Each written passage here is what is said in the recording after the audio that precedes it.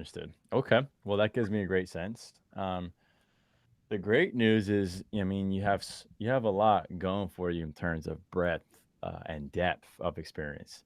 You have both breadth and depth of experience.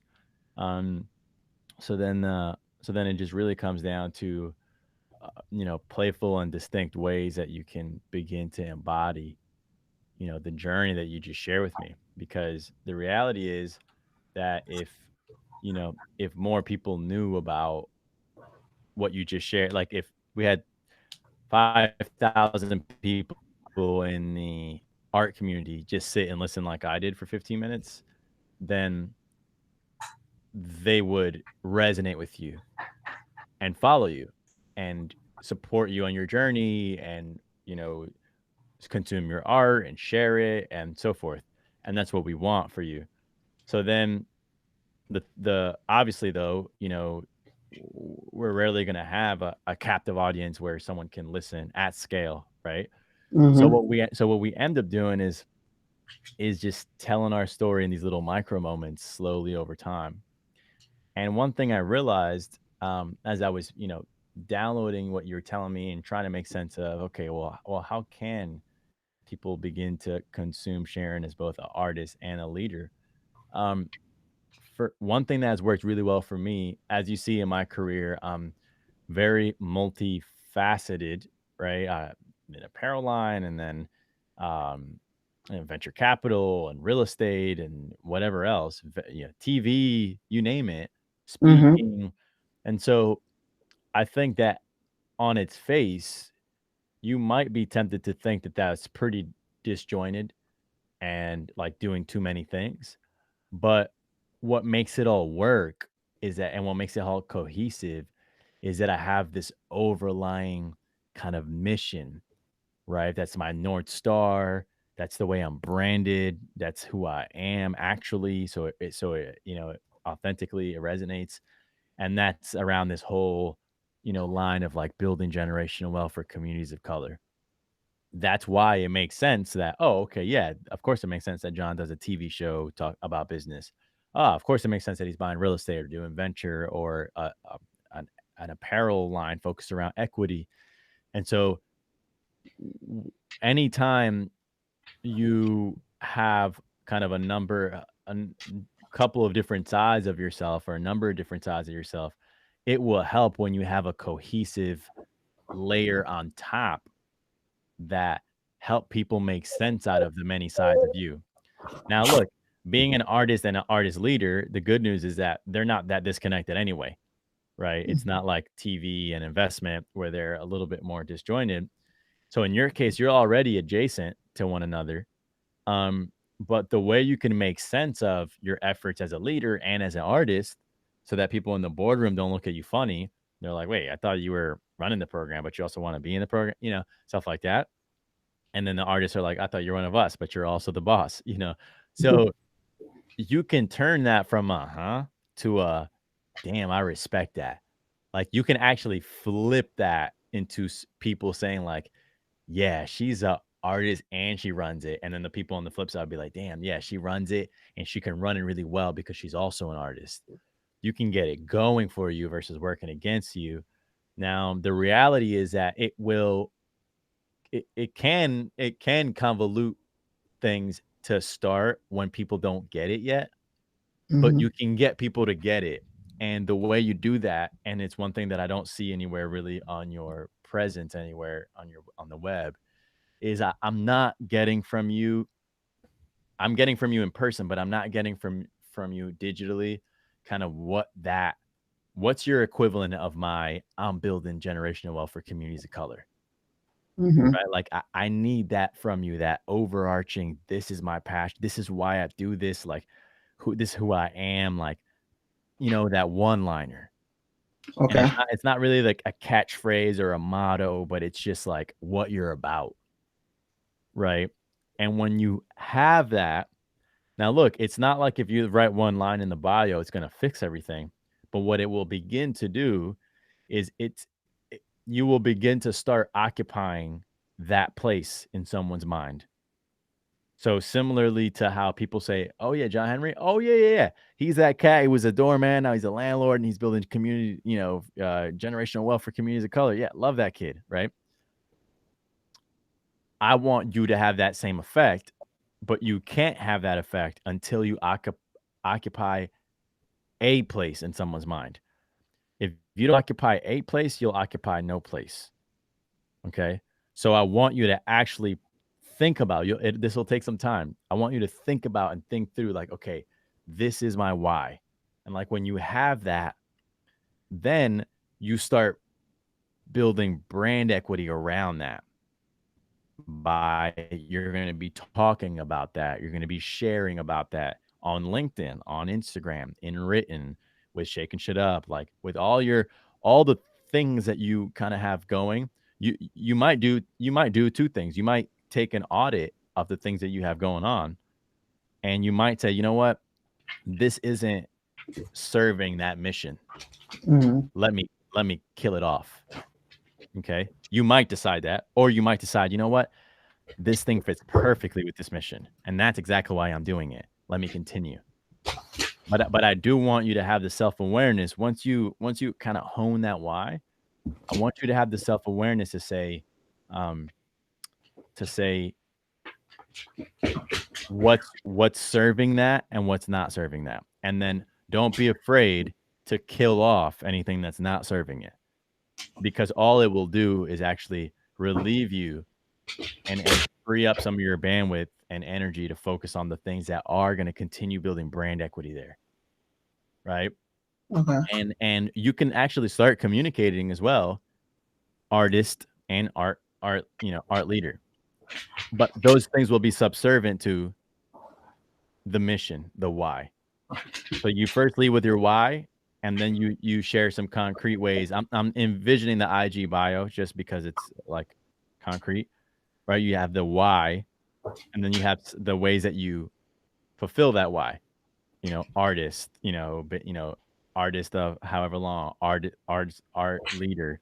And I also want you to, if you're comfortable with it, like share like some of that background that you just shared with me. To me, makes you so credible in in both worlds, to be honest. You know, Mhm. Seattle, you did stage production, budget managing, like you've been on a lot of different sides of the table. And so capturing some of that in your bio, so to speak. But I say bio, but I really mean anywhere that there's a landing page on you, LinkedIn, website, anywhere that people can stop and like there's a snapshot of who you are. I want those themes to come out. And then it will be up to you over time to bring that to life. Because envision for a moment, envision if I would have 6 years ago for me when I started doing all this content stuff. Imagine if I would have just put on my website, building generational wealth for communities of color, let's say. I, it's not like me putting that line would have built the community and context and audience that I have now. So it's Mhm. not really about the line as much as it is I'm helping people perceive me in the way that I feel is most authentic to me. And then over time, you bring the depth to that and the life to that and the context. And and you don't have to do it in a way that's not authentic to you. Like I love when you're like, I'm not really a open mic kind of person. So like you'll have to find the ways that is so Sharon that it's undeniably Sharon. Mm. People are like, yeah, that's so her. For me, it's different. For me, I have certain mediums and whatever that I just like certain things that will lend itself well to how I am. And Mhm. and then there are certain things that I can't do at all that you can do really well, right? So that is the part that can often be frustrating because it does take a little experimentation. You know, your gut will have a sense for, okay, this is what I like, how I want to hone in on it. All I can do is just offer some ideas, let's say, but ultimately it's got to practically feel like you. Mhm. Right? But then once you tweak around and give yourself permission to start and stop and start and kill it off, and just like productions, my show didn't make it a season 2. It was killed off by the network. It just happens. They're just running through a bunch of shows until they find one where it's a big ratings hit, and then they double down on it. You're kind of doing the same thing, but you're not optimizing for ratings as much as you are it feels good, Mhm. right? So once you find something you lock in, you're like, yeah, this feels like me, and it's right on par with the mission, right in line with it. Then over time, you just start bringing that one line. Remember, I could have taken the same bio line that I have now and put it in my bio 6 years ago, and it would have done nothing for me. But over time, you just build that breadth and that depth, and you'll see how it will um, build your, I guess, your consulting practice if you have one, where over time people will be like, yo, this is dope. Like, I really want you to help me, and you can add a geographic focus if you wanted. Like you can say, hey, are you in Seattle? Did you say? Yes. Yeah. So if you wanted to, like, and I'm a big fan of that personally. Some people don't like to pigeonhole themselves to a geographic place, but when it's a geographic place that has brand equity, like obviously I'm branded with Harlem and stuff like that, I Mhm. like leaning into a geographic area. And it doesn't mean that you can't interact and build fans and audience everywhere, but Mhm. it just means that you're anchoring people with a sense of place and where you belong. And it's also smaller, easier to cover territory if it feels right to you, right? It felt right for me to give my all to Harlem because it did. Malcolm X and all it's got cultural his significance, and it just felt good to me walking around. So it's not the kind of thing that you can fake. So all I'm offering here are tools and approaches that I considered when I was starting that I've seen work well for me. Anchoring myself in a sense of place and using geography to build your brand, leading with a why, a robust mission will give you the flexibility down the road to try a number of different things. And it will always fit with that mission. And people will call you out when it doesn't, Hmm. you know? So you Yeah. give you give people a check and balance by which they can consume you and understand you and also, check you when you're not in that pocket. Um, and that will that will do wonders for you. That will do wonders for you. And it's just you can apply it through LinkedIn and whatever, and you can share poems if that's the way that you want to pop. Like it can be written, it could be audio. I'm listening to myself right now speak, and there's Mhm. something that happens when you just hear yourself speak once you get past the awkwardness of like I don't like how I sound, then you just start realizing this is how I sound, and you can really get into it. So like late at night, sometimes I'll just roll a J, and just like spark up and just like let the thoughts flow and just speak freely. And I archive them. Sometimes I share them. Sometimes I don't.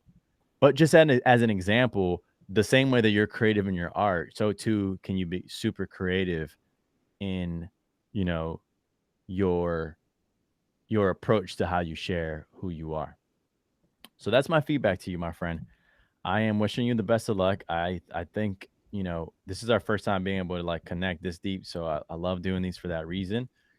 And you just again, you're really in a great position because you have what other people are trying to fake, which is Mhm. just like actual longevity, chops, all kinds of experiences.